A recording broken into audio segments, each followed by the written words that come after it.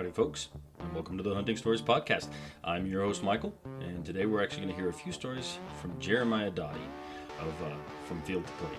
Now, Jeremiah is a lifelong hunter and a chef by trade, but a late onset aversion to red meat and most cooking oils changed his life pretty drastically. But it actually took him on the path that he's on today, which I'm sure he is very happy with, and frankly, I'm a little bit jealous of. So, all that being said, Jeremiah gives us a bunch of great stories from his father's first big game hunt to probably the coolest dove hunting walk-off you can possibly imagine.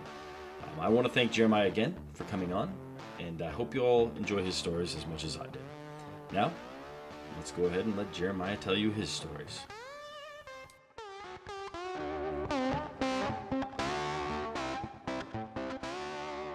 All right, Jeremiah, here we are, buddy. Thank you so much for joining the Hunting Stories Podcast. How you doing? I'm doing well. Thanks for having me on. Sorry I'm a little late, but that California rolling blackouts, they are what they are. Yeah, I was telling you beforehand, I had a daydream about my own power outage, so I must have given you some bad juju before we kick things off here, so sorry about I that. blame you 110% for this. Yeah, I Sweating blame me sweating in too. my garage. Yeah, that's right. I filled the time waiting for you with YouTubing videos on broadhead tuning, so I took full advantage of the time you gave me, so thank Oh, you. nice. Are you using mechanical or fixed? Fixed, Okay, fixed. good. Because mechanical Yeah, suck. I actually have. That's what I hear. I've actually never used them. I've always used fixed. One time I had a fix with a pretty flimsy blade, fired it into my target and pulled it out, and the blade, two of the three blades fell right off. And I was like, all right, I need something a little bit more sturdy than that. So, quick, easy lesson in a target rather than in an animal, right? Yeah, which is when it hits that shoulder and busts apart, you're like, well, that sucks. Exactly. Cool, man. Well, I know who you are, and I'm super excited to talk to you. But I'm not. I can't guarantee all the listeners do. So why don't you go ahead and introduce yourself real quick? Yeah, my name's Jeremiah Doughty. Born and raised, like I said, in Southern California. Been a hunter since I was 6 years old, primarily birds until about 11 years ago when I found out that I'm allergic to beef and bovine fats and a lot of domesticated meats. And so that kind of thrust me into this big game hunting world, which a lot of people, growing up in Southern California, it's a very small world of big game hunters. Hmm. It's filled with birds and upland game hunters from rabbits and quail and chukar and pheasant, and we've got 3 different types of quail just within an hour from me. So that's kind of what my bread and butter was, but then found out that I was allergic and kind of wanted to fill the freezer because Yeah. I can't live on chicken alone in that in that retrospect. But been in the restaurant industry since I was 16.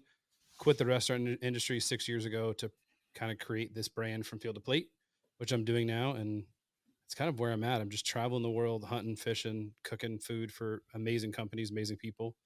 5 years ago, I started a From Field to Plate class where I take new and experienced hunters out to just teach them how to do it all hands on themselves. I know there's other classes out there that are doing it that have kind of copied and mimicked since I've started. The difference with them is they are, hey, here's a deer, watch us butcher it. My Yeah. classes are, hey, you shot your deer, you hang it up, here's a knife, I'm going to stand next to you and teach you how to do it, because watching in a classroom type setting, you don't learn. But Yeah. being We have hands YouTube on, for that, right? yeah, and even YouTube. How many guys sit there and watch 100 YouTube videos and they get out in the field? They're like, oh, I don't know what to do. I had a guy in one of my classes. He had watched. He told me he had watched 37 gutting videos on how to gut a deer in the field, like not Hmm. hanging up like Texans do, but like us Western hunters do, out in the middle of the field, miles away from the car. And so we shot a whitetail, and I go, okay, here, show me. He's like, I don't even know where to start. So, he had watched these 30 videos and was bragging about it. And then when push came to shove and a knife got in his hand, he's like, where do I put the first poke? And so that's kind of what Absolutely. those classes are made for, is it's judgment free. I've never had anyone leave the class feel like they, got judged. And that's why we primarily stick to does, because a doe is a doe. And no one's Yeah. gonna be like, oh, your doe is bigger than my doe, because a doe is a doe. But if you come in with a Yeah. big old buck or, something, someone else feels, oh man, they shot a 12 point, I shot a 10 point. They're cooler than I am. But when you come in and there's 6 doe hanging, you're like, I shot a doe. So Yeah. No, that's brilliant, man. I can admit that I am the exact same way. I cannot watch things. I have to do them. It's just the way that my learning process works. I've watched those 37 videos probably, and the first time I put a whitetail down, I was like, "Oh man, what? Yeah, I have no idea." And I got it out of there, but it was not probably the best butchering anyone has ever seen. So, yeah, my but first that's cool. no, my first big game When I found out I had this allergy, I was actually at the bow range getting ready for fall turkey season. And this old timer comes to the bow range, and if you see someone in Southern California that shows up to the bow range and they've got a compound that's all camoed out, you're like, we should talk, because it's not just like It's neon blues and greens, and they're just yeah, out there smoking. shiny. Yeah. And so we got talking, and he was getting ready to go to Wyoming to hunt antelope. And I remember I sat there, we started just chit chatting. I'm like, man, I would love to go hunt big game, but I just don't know where to start. I can't afford it, because you go hunt out of state, it's expensive, right? Yeah. And he's like, dude, doe tags in Wyoming for antelope and deer are $38. Oh wow. That's tag and license. They're a little more now. I think they're like 46, but still. Um, and I remember I put my bow back in my case and I drove home. And I got online, looked for leftover tags, called a buddy who's a fireman. He's like, hey, you want to go to Wyoming? He's like, yeah, I'm off this week. And so we literally had no idea what we were doing. We went and got rifles. We put like cheap Bushnell scopes on them from Walmart. Again, no, we thought when you put a scope on a gun, it magically was like zeroed. And because again, we're shotgun hunters. You put a shotgun in my hand, I'll kill anything, anywhere. But you put that rifle in the beginning, I was like, I don't know what I'm doing. And it was the Yeah. hardest 7 days of our life. And we finally ended up getting antelope. And I remember I was sitting there. This is 11 years ago. So before the YouTube boom, right? I think the only videos you saw was like a guy putting a golf ball in the neck and like driving his truck to rip all the skin off. And you've all seen it. If you're listening, you've seen it. And I remember I sat there, I pulled out an old Swiss Army knife, the kind you get when you're 13, that has like the toothpick, the scissors, the Yep. Yep. corkscrew, and like Tweezers. 47 different blades. And I sat there from when I was 13, never sharpened it. How do I tell you how many sticks I've whittled with that thing? And I tried to gut that antelope with that knife. And I was like, this is stupid. Why do people like hunting big game? Like, birds are so much more fun. They're so much more effective and efficient. And got the meat home after going to a butcher, because I didn't know what I was doing, and hated the meat. Like, it was the worst meat of my life. And I'm like, this is stupid. But that thrust me into who I am today, and building from field to plate and teaching classes, because I never wanted another adult to have to struggle like I did and sit there and watch a YouTube video. I'm like, there has to be something better. Yeah. And when I started this, there was nothing like it out there. And there was only 3 wild game chefs on Instagram. Now you turn it on and everybody's a chef, right? Yeah. Everyone has a Pinterest, and they're all making stuff, which is for me, I think it's awesome. I get asked all the time, like, oh, are you jealous? Are you upset that they were copying your recipe? I'm like, no, I could care less. The more people that are doing it, the more new people that are getting excited about food, then the more I have to teach, and the more Yeah. cool stories you and I can talk to people about. And it's kind of that gateway drug. If you put a beautiful steak in front of somebody, they're like, this is delicious. How can I kill one? Well, come on. Let me tell you a story. Yeah. So Yeah, absolutely. That's awesome, man. I was planning on your website today, and I actually took one of my wild turkey breasts and started thawing it so I could make your KFC bowl that you have on your it's so website. stupid good. It looks out of this world. But I didn't get in there early enough to thaw it for tonight's dinner. So it'll be tomorrow. I'll let you know how it goes. Yeah. And I've got like 200 more recipes, but I'm rebuilding the website right now. And Mhm. my lady who's doing it's like, don't post any more recipes, because every recipe you post, I have to then refit for the website versus just doing them. And I'm like, ah. So I've got so many recipes that I'm just like waiting to just throw out there. But Oh man, you got some awesome stuff from like just taking birds apart, all that stuff. It's great.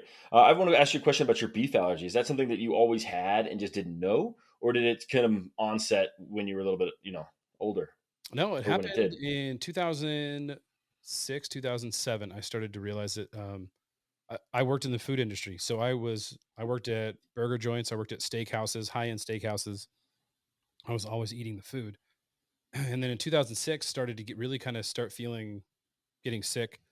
Um, and this is right about the time that all those gluten allergies started to show up in everybody. Hmm. So the doctor's like, oh, it's gluten. I was like, no, because I can eat a peanut butter and jelly sandwich all day long. Yeah. And so over the process of elimination for the next 2 years of me getting like the worst, pretty much how it affects me is like, just imagine the worst flu of your life for 4 hours, 30 Ugh. minutes after you eat. And it was affecting marriage, it was affecting family, it was affecting going out, it was affecting work. I'd be at Yeah. work just eating peanut butter and jelly sandwiches because I couldn't do anything and didn't really understand it. And finally found a doctor who specialized in micro gut biology. And this lady just kind of developed this whole, hey, let's figure it out. And found out that it's like I'm allergic to a lot of oils. So like all these processed oils, sunflower seed oil, canola oil, saffron oil, which we're not supposed to be eating anyway. Our body's like, eh. Yeah. My body's just like, hey, I'm just going to make it so you can't. And then there's an enzyme within the bovine fat, the beef fat, that my body rejects. And so the Okay. moment I eat it, it literally has to evacuate my body in the nicest of terms as fast as it can from anywhere it can. And then it's just pretty miserable for about 4 or 5 hours. And so it was something that evolved. And one of the things that this lady was looking at in the aspects of why, because I was one of the first cases. There's now 200, 300 cases, because now they kind of understand Hmm. what to look for, what to get rid of. But they really accredit it to how cattle is being raised in the US and around the world, and the food that they're eating is changing their DNA, the way that they're being slaughtered, the way that they're being held. And so right before COVID, we were actually supposed to go to the Big Island in Hawaii, and we had a bunch of biologists, we had a bunch of scientists. We were actually going to go shoot a in I don't know if you know, but on the Big Island of Hawaii, they have Hmm. feral cows that are Yeah. more wild than water buffalo in Africa type deal. And these guys live on the volcano. They're skittish, they're mean, they're violent. You can only shoot them with these, with indigenous tribes that are up there. So we had it all planned out. And Yeah. then that was supposed to be in May, but COVID happened in March. And it was like, you're not going. And the whole thing was to kill one of these wild cows that has never seen a fence, has never seen a grain of feed, who's Yeah. living off volcanic grass, and compare their fat and their meats to domesticated cattle in the same area. So looking at, the Hawaiian cattle beef industry, which is actually taking off huge right now, and looking at those aspects, saying, okay, well, what's the difference? Why are these the same breed of cow? 100 years bred out of them living on a volcano, 100 years feeding them and processing and giving them chemicals, and really kind of see it. And then the ultimate test was, hey, eat a steak. And it was all going to be kind of filmed and documented. So the goal is to do it next May. That's when we Okay. hopefully got all the permits all reevaluated and everything. But COVID in Man. Hawaii is still like, well, you got to do this, this, this. You're like, oh gosh. Yeah. So, Yeah. I have a couple friends that live out there. It's a lot more regulations, but it's understandable. Tourism's everything for them. So, oh yeah, and it's an but island, so yeah, yeah. Well, that's cool. So you said next May? that's the goal. So we'll see if it all pans out, because that's Yeah. when the It's tribes are allowed to go hunt them, is like May through August or something like that. Gotcha. Yeah, I think I was listening to a Planet Money podcast, and this is years ago, maybe like 7 or 8 years ago, but it was about foie gras. And Oh yeah, foie gras became illegal in a lot of places, right? Because they were it's basically illegal here force in it's feeding. illegal here in the state of California. Yeah, so I mean, because you force feed these birds until their livers become, inflated, basically. But they found that someone somewhere, and I may miss some of the details. I'll try and find the podcast and put it in the show notes. But they found someone who was doing it, and they did it by just making like the happiest goose duck farm in the world. Like there's no cages, no nothing. They weren't force feeding. They just had all the food the animals could possibly need around, and they ended up being so happy that they would overeat themselves and get them to that point. So rather than torturing them, it became this like very ethical way of doing it, and it became like one of the few places that you could get foie gras when it became illegal because they weren't doing it in the same manner. So it'll be very interesting to see what you guys come up with. And see if there is a substantial difference, and I'm sure there will be. Oh, I have no doubt that there will be, because even even looking at some friends that have, feral cows in Wyoming that I have, these cows are still being, even though they're all roaming and stuff, half their life during the winter is brought in, and they're fed to keep them alive during the winter, and they're still given shots. They're still given, and then when they go to be, no one just kills a cow and butchers it, right? You always do a finishing. So you bring them Yeah, in, you finish them with whatever you want, corn, grain, grasses. If you get a grass-fed beef, sometimes it's not grass-fed its entire life. It's finished with grass, which yeah, means like the last 20 days of its life. And so it's really kind of crazy when you look at the hunting world and the meat that we get, and the stories we can tell around our food versus just a piece of beef that you get at Walmart grocery store, or HEB or wherever you're yeah, shopping. And it's scary to think that people just go in and grab meat and don't ask a question. To me, yeah. that's like one of the most fearful things, is no one cares. No one cares what's in a chicken breast. It Yep, just tastes good. So, that's the truth.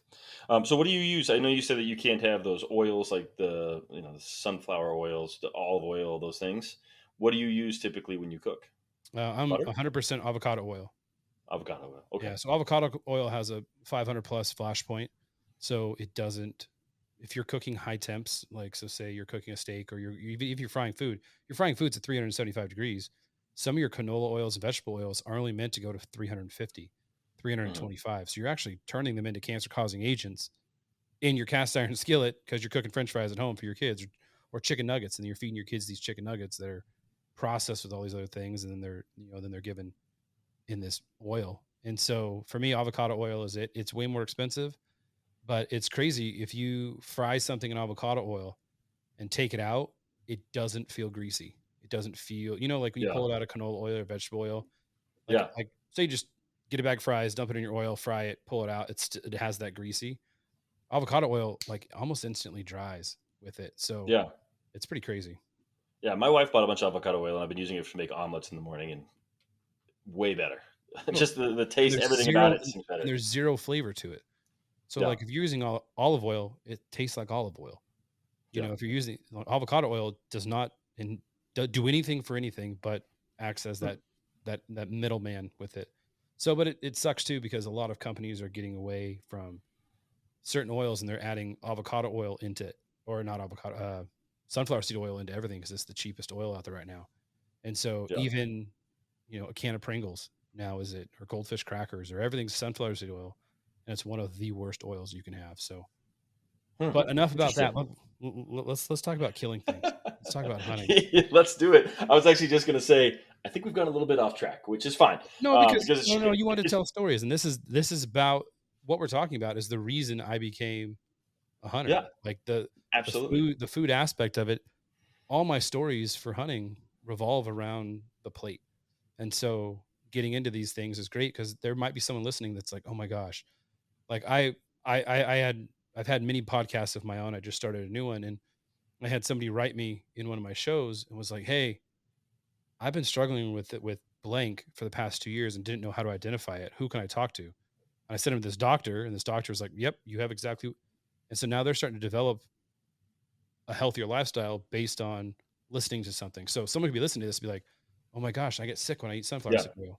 Or I have no idea, you know, why I'm getting sick when I'm eating a certain sort of seasoning. And that's why.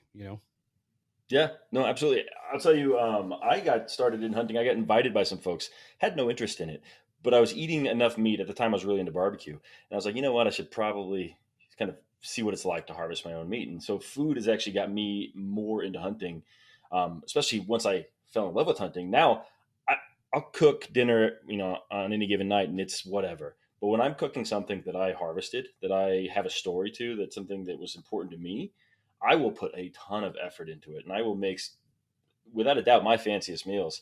And it's all because of the hunting. It's an important part to the entire process, and obviously for you, it's your passion, so it's cool. Yeah. But yeah, let's talk about killing stuff, man. Why Murder, don't death. you? Why don't you? Why don't you set the stage? You pick a story. Tell us where we are. How long ago, what you're hunting for, and maybe method of take, and we'll go from there. Yeah. I think, I mean, when you kind of said like, what are some stories that stick out to you? Um, I, it's funny because it's sort of like trying to pick a favorite child where you just have all these, because for you, you've been hunting for 5 years. So you probably have a lot of fresh stories, right? You have a lot of Hmm. new stories. You have a lot of exciting stories when you've been hunting for a long time. And I mean, last year, I think I killed like 43 deer. And so, Wow, um, you you've start got to a few really more kind of, stories than I do. yeah. And for me, there's a lot of guys that just kind of blend it in. They're like, oh, well, I shot this deer here. But for me, it's like I can look at a deer and I can tell you all about. I can tell you about this odd dad. I can tell you, who was there, where we shot it, how far it was. You know, it was actually on my birthday. One of the ranchers was like, hey, you want to go shoot an odd for your birthday? I'm like, yes, I do. And so I flew out there with a buddy and we went and shot an odd for my birthday because he had heard that odd meat tastes disgusting. And so we shot, um, you know, we shot this odd. I know you're listening. So you're like, oh, I don't know. I pointed to a really cool odd skull. So you suck because you can't see it, but it's pretty cool. But like one story that really stands out to me would be a lot of people grow up with their dad taking them hunting, right? You said you were not a hunter, so you're kind of in that same boat as I am, where your dad probably didn't take you out. It's like, son, you're 3 years old. Here's a bow. Go sit in a stand. Wait for that deer to come by and shoot it, right? And for me, my dad was there for for birds, but not in the sense of where everyone's like, my dad took me there, right? I was 6 years old. We were going to the river, and some buddies of my dad's friends um, were there, and they hunted. We were just going to go play on the water, and my dad's like, "Oh," as we're driving there, my dad's telling a story about how he used to hunt in this area with my grandpa and with my uncle, and they used to lay on the hood of the truck 'cause it's 113-degree during dove season, and they would Oof. wake up in the morning, and the dove would be flying over the fields, and they'd get off the truck and they'd start shooting dove. And I remember like a little 6-year-old kid listening to this going, "What? You slept on the car? Like you were shooting. Oh my gosh, I want to do this." And so then he asked our friend, he's like, "Hey, can we go out with you guys in the morning?" They're like, "Yeah, sure." So I remember I went out there, just a little 6-year-old me, big bright eyed, 100-degree weather, 5 o'clock in the morning, covered in mosquitoes, and the birds start flying in, and I was put with an older gentleman in the party, and they're like, "You're his bird dog. You spot the birds, you run out, you get the birds. That's your job, is to retrieve those birds." And I remember I'm sitting there and I see this bird come flying in, and I go, "I don't know how to tell the difference." And he goes, "Okay, dove never stop flapping. Other birds will flap, flap, kind of keep flying, flap, flap, kind of fly, flap, flap. Dove are always flapping until they land." He's like, "So if it's flapping, let me know." And so this dove comes buzzing down the one of the rows, and I'm like, "There's a dove, there's a dove." And he always telling me, he was like, "The way we're looking is 12 o'clock. Behind us is 6 o'clock, whatever." Old military guy. So I'm like, 12 o'clock, 12 o'clock dove. And I remember he shot it, and the dove hit, and I didn't take my eye off it. And I ran out like a bat out of hell, grabbed this bird, bring it back to him. And I was like, this is it. This is what I want to do. Yeah. And, but I couldn't get my license until I was 8 years old. And so for the next 2 years, I was bird dogging for this old guy and just learning from him, and he was like, "Oh, here, you can hold my shotgun." I had this big 20 gauge, and when I was 8 years old, we get out in the field. My dad buys me a shotgun. If you think you're an 8-year-old, I was a big 8-year-old. I'm a big guy. I'm like 6'1", 240 pounds. Just I was this size at 13, and Oh wow. so I was a big, 8.5-year-old, almost 9-year-old. And my dad didn't buy me a 20 gauge, and he bought me a 410. He bought me a 12 gauge. Why? Because he didn't know. He wasn't a big hunter either. So here I am, this little 9-year-old, 8-year-old with a 12 gauge Mossberg, weighed 400 pounds, And they still tell the story because I fell asleep. I was so excited that I didn't sleep the night before. We get out in the field. I'm sitting there in my little hunting chair with my bucket, all my shells. I'm all camoed out. I got my bug spray on, and I fell asleep. And to this day, I'm almost 40 years old. I'll be 40 in February. This hunting party still makes fun of me.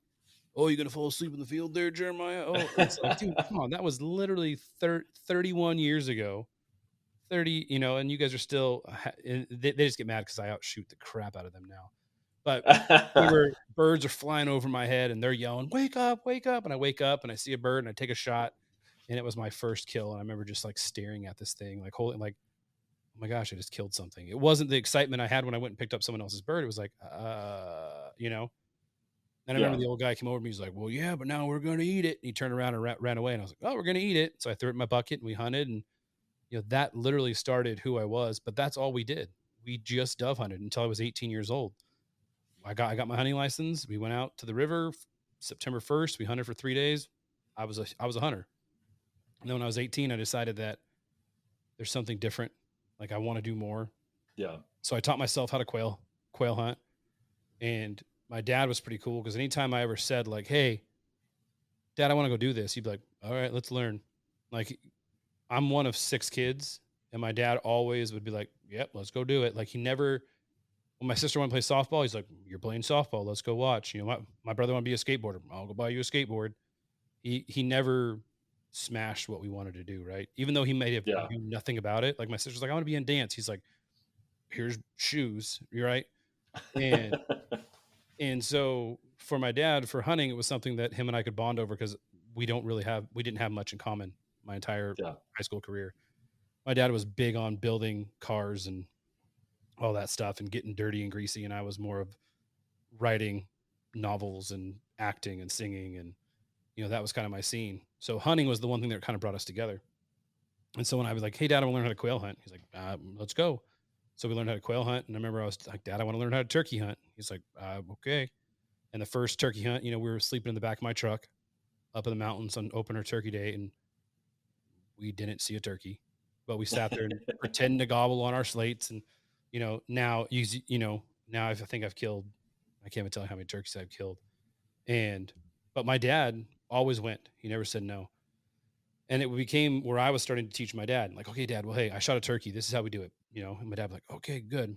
And so I was going to Wyoming year after year, and my dad was like, hey, I think I want to go big game hunt. And I was like, okay, let's do it. And so my dad actually painted a house for a 30-06. Some old lady at Wow. church, some old lady at church was like, Tim, can you come paint my house? Because my dad was doing like handyman stuff after, because he didn't work Friday, Saturday, Sundays. And my dad can't sit at home doing nothing. So he's like, yeah, I'll come paint your house. She's like, I don't have money, but I have this old Remington 700 30-06. It has this scope on it. And it was my husband's. My dad's like, yeah, sure. I'll paint the house. So he's like, I got a gun. And, Does he still have that gun? oh, that's all he hunts with. That's the only gun he has besides like Oh, that's beautiful. shotguns. Yeah. And yeah, I told him this year I'm going to put, because Vortex is one of my sponsors. I'm like, dude, I'm going to throw like a $4,000 scope on that gun. Cause he has this like little but he's killed a ton of stuff with it, but it's just this little Yeah. 3x9, but it's just like, he's like, no, I'm good. I was like, yeah, but when you get on my gun, you're like, oh, this is nice. So I think I'm just going to like take his gun but I have that thing dialed in where it's like a tack driver at like 300 yards. And, That's awesome. so he's all excited. He paints the house. We go out to Wyoming. And I remember we were kind of hiking around, and I told everyone, I said, hey, I ain't shooting until my dad shoots. I don't care if I go home with these 4 tags that I have. I'm not shooting until my dad shoots. And so my dad and my buddy Wade, we're hiking and hiking and hiking. And we come over this ridge, and there's a giant, the biggest doe we've ever shot. I've shot, personally, I think I've killed 33 antelope in our group total. That I take 5 guys every year. We've shot in hundreds of antelope, right? To this day, it's still the biggest doe. And she was just sitting there, like staring at us like 130 yards. And I remember I'm like, okay, dad, lay down.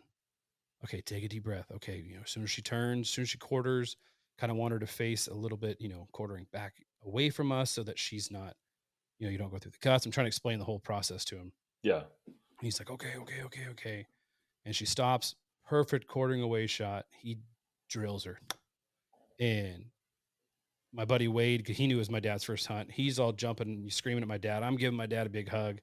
And the antelope jumps and goes over the side of this like little ravine. And we are just beyond jazzed, right?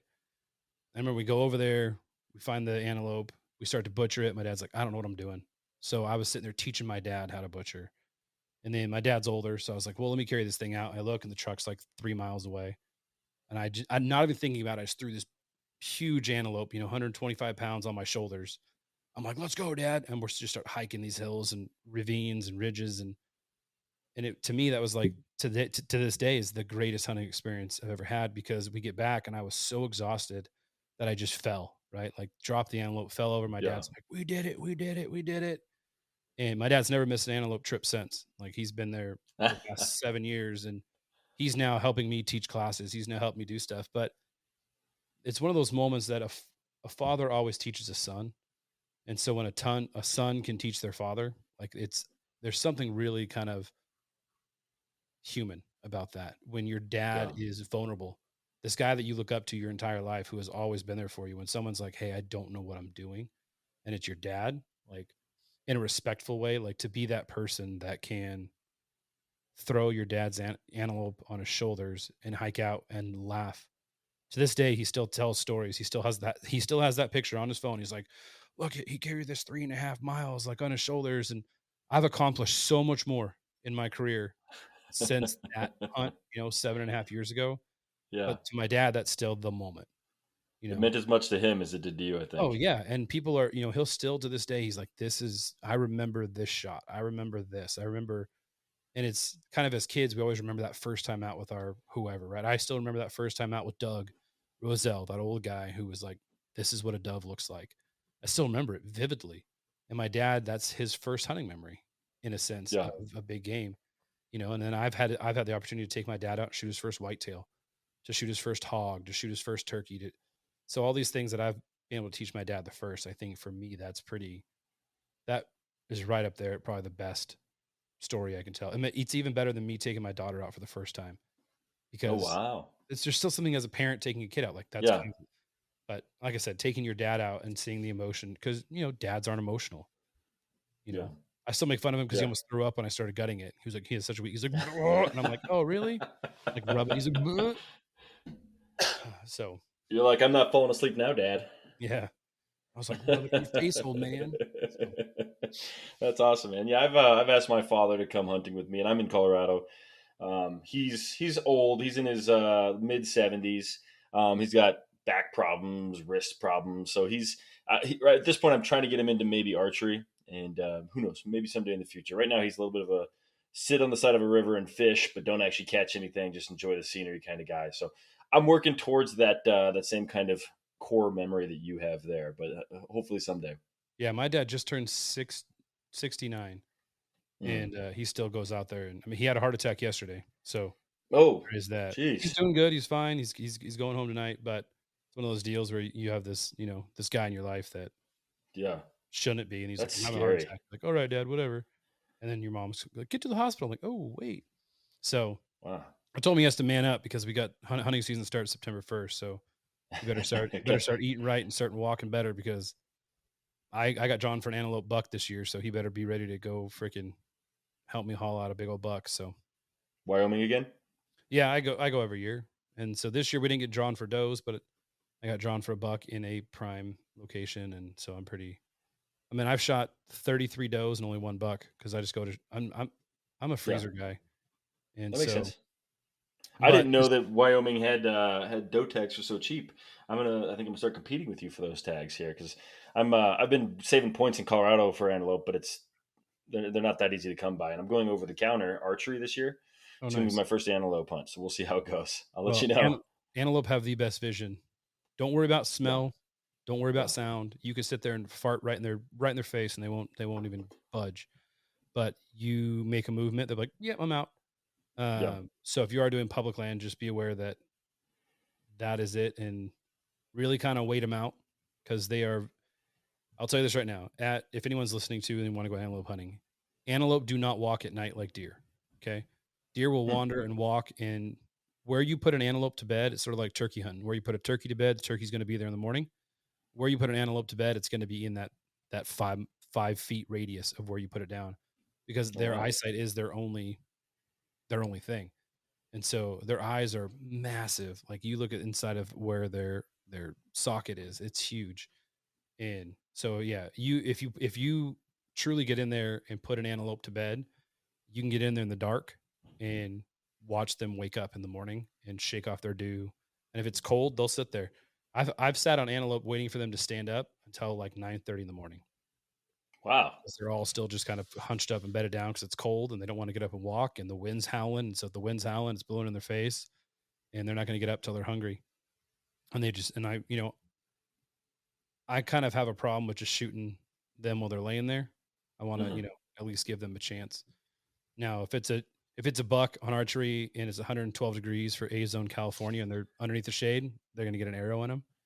But Yeah, when you're hunting probably one of the hardest animals to hunt in North America, I don't know. I kind of want to give them that chance. So yeah, yeah. No, that makes sense. Well, I liked your stories, man. I'm going to tell you a small. It's more of a joke than really a story. But I've been dove hunting for one season when I lived in Texas, and I went with my brother-in-law. Hard to get that guy out of the house. He just likes to be home. Doesn't like to do much. But for some reason, dove hunting he loves. So we went out once and we had a somewhat productive day. But the next time we were going to go out, public land in Texas, his son wants to go. His son's I think 11 at the time. And by no means is this spot a good spot. It's also middle of the season, so the doves are probably a little bit aware that they probably shouldn't be flying through there.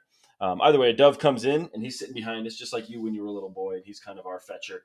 The dove comes in, I pull my 12 gauge out, and boom, boom, boom, nothing. It goes right around me from my right to my left to my brother in law. And he goes boom, boom, and it swings farther and then just comes straight at us. And he lets his third shell go, boom. Next thing we hear is his son going, "Man, you guys suck."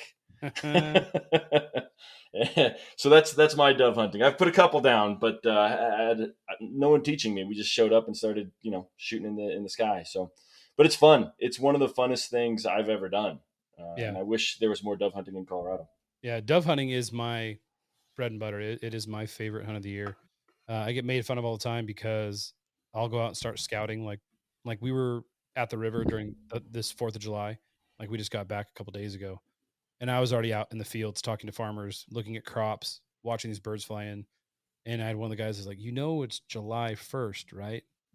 Like July to August, August, September. You still got 2 months there, bud. And I was like, yeah, but I'm putting in the work because half the guys that show up just show up, sort of like you and your brother-in-law. Like, oh, we just showed up. Yeah. It's public land.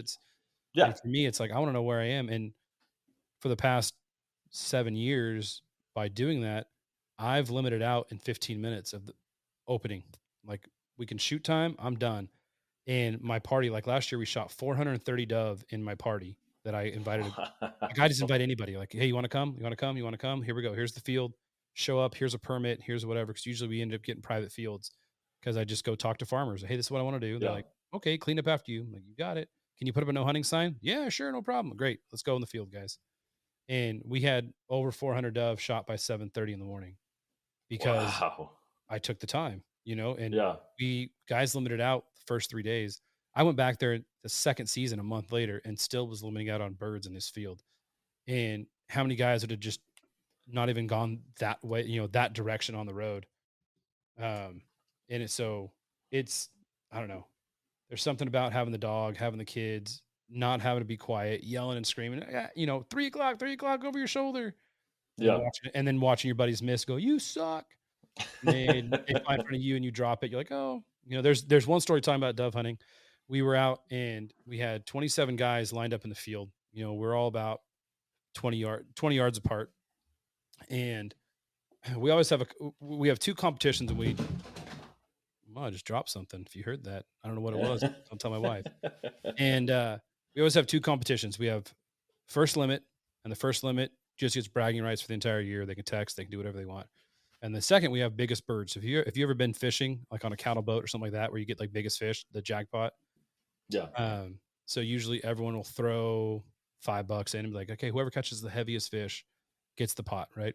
So we do biggest bird. We do wingspan to wingspan. So you stretch your bird out on a tape measure. It adds more fun to the kids, to the old guys, to the new hunters. Yeah. They kind of like, hey, I got a biggest bird. You're like, no, that bird sucks. Look at this one. And so it was me and my buddy Joe. It's for the past couple of years, it's been him and I. We're the two. All of our dads are older. All their friends are older. So we're like that next generation. And then all of our other friends are kind of in their 20s and stuff. And him and I are just dead eyes. And so it usually comes down to him and I. And this year we both had 14 birds. The limit's 15. And we're sitting there. And I'm looking behind everybody else because everyone else is facing with the way they're flying. And I'm like, well, what if they fly behind us, And so I'm sitting that way and we're kind of just talking. It's like 7:30, sun's peeking up. It's 100 and whatever degrees. And someone yells, Jeremiah, 12 o'clock, which means behind me. So I whip around and right in my face is about 40 yards in front of me is this big old white wing. And I pull the trigger. Now, mind you, no one else is shooting because it's like getting later. So all 20 plus guys are looking at me because that person yelled, and I shot it, and it just crumpled, and it flew right at me. I didn't move. I just put my hand up and caught it like a baseball, just like, and then I dropped it in my bag, and I was like, and I tipped my hat and I said, "I'm done, boys," and I walked off the field. And it was so my funny because God. all these old guys are clapping, and Joe's like, F you, F you. And I'm like, but it's still the story they'll still tell it 100 times. They're like, Yeah. remember when you didn't even move, you just caught it and tossed in your bag and tipped your hat. And so it's fun because to me, that's what dove hunting's about, is that joking, that fun, that like Yeah. we were out this year and this guy brought out a young kid. His was 9 years old, his first hunt, and Fish and Game came out. Our local guy's name's Matt, and know the guy. He's an amazing dude. So he comes out and this little kid gets all scared. Like, oh my gosh, oh my gosh. I was like, there's nothing wrong. Unload your gun, pull out your license, get all ready.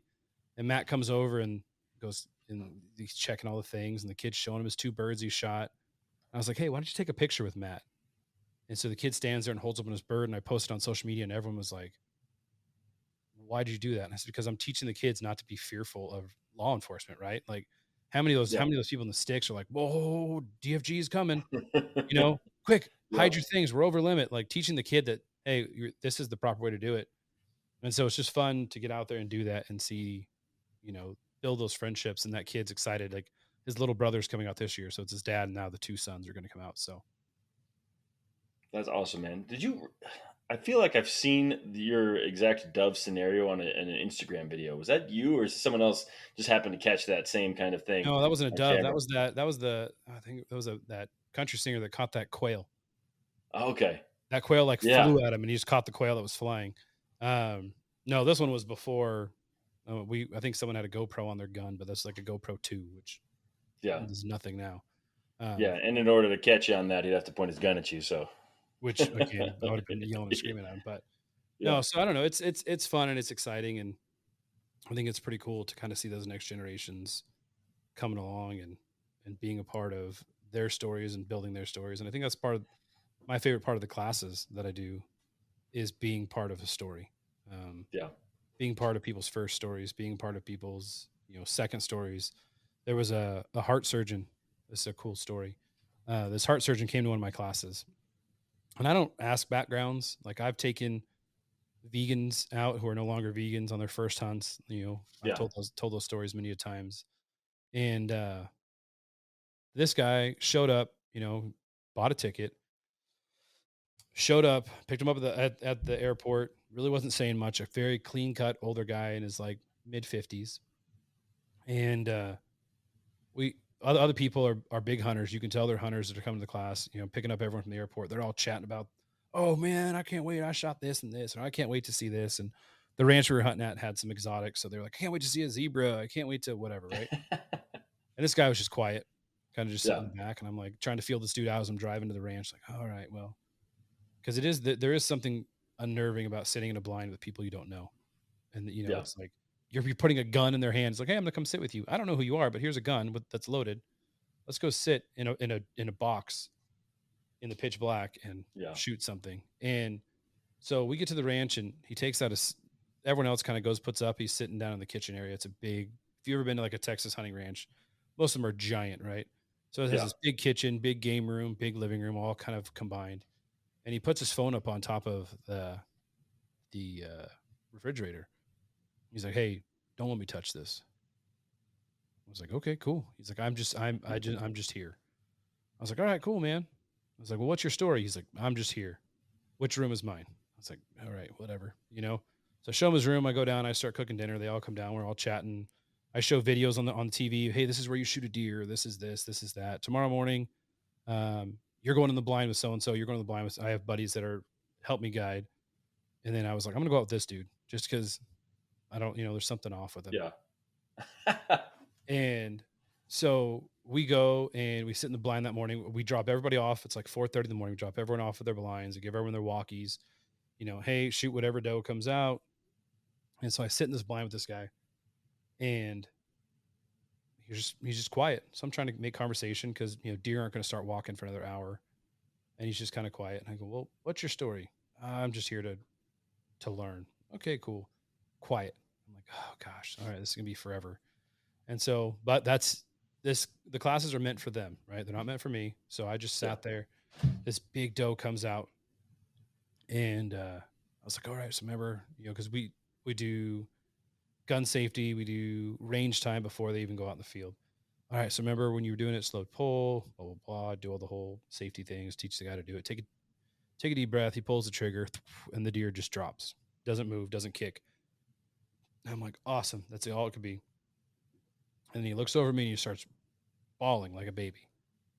And I was like, oh no, I've ruined this guy for his life. Like that's the Yeah. first thing goes in my mind. Like, oh no, he's ruined. Yeah. And so he sits there, and I was like, well, hey, like we have nowhere to go. Like we can't pick it. No one else is radio us. No one, I haven't heard a shot. Like let's just sit here. And so he's like, I think I'm ready to talk. I was like, and I'm ready to listen. So he starts telling me a story about him. He was the number one heart surgeon in New York. Oh wow. And he was just stressed, on his edge. His marriage was falling apart. His kids, and fill in the blank. Life sucks, right? Yeah. Even though he's making millions and millions of dollars being the number one heart surgeon in New York. And he said he had just lost a patient. that he had been working on a young kid, like in his 20s.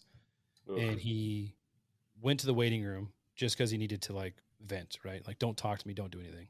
And in Outdoor Life magazine, they had done a article write up on me and my classes.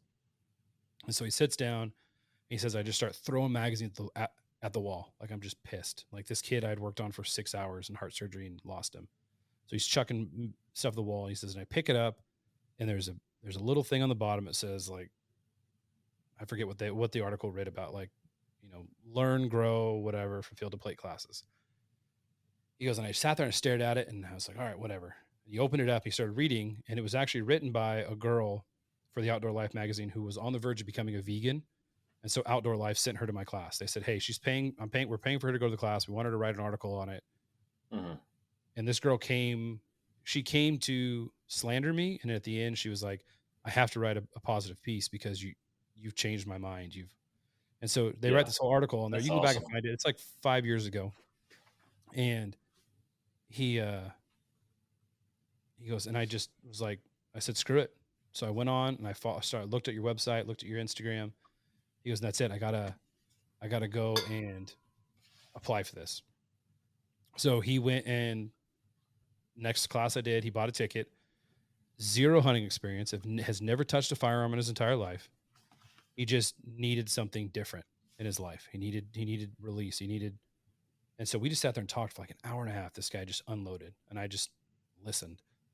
And he goes, I needed this. I needed this to just refresh myself. And so then him and I just kept having a conversation. We walked over, we looked at his deer, and I go, hey, you may not be a spiritual man, but I am. I pray over every animal that I see die. And he goes, I'm a spiritual man. So he prays over his deer.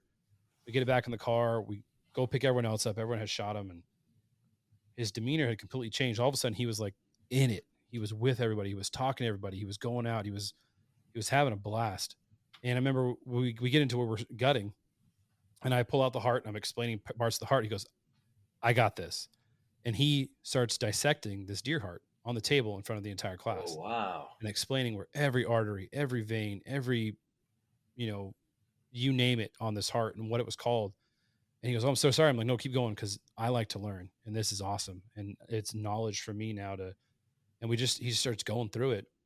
And he never touched his phone and whatever. So class ends, he goes home, and I get an email from his wife. And his wife goes, I just want to say thank you for saving our marriage. He came back refreshed, renewed. This dude ended up taking his kids out. They've shot elk.